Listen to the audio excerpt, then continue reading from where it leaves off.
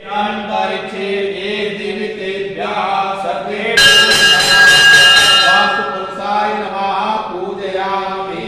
यं यं यक्षरूपं दशदशवदनं भूमिकम्पायमानं सं सं सं संगारमूर्तिं तिरुमुकुटजटाधरं श्रीकरं चन्द्रबिम्बं दं दं दं दीर्घकेशं विगतनमुखा ऊर्ध्वरेखा कपालं पं पं पं पापनाशं प्रणतवसुते भैरवं क्षेत्रपालदेवताभ्यो नमः पूजयामि। ॐ आकृष्णे नरदशावतमानो निवेशयन्नमृतं मृतञ्जाहिरण्येन सवित् रथेना देवो जाति भुवनानि पश्यन्। ॐ सूर्याय नमः पूजयामि। इमं देवा समर्पयामि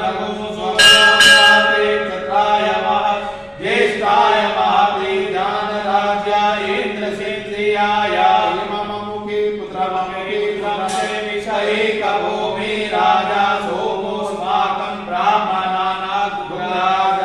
ॐ चन्द्रमसे नमः पूजयामि।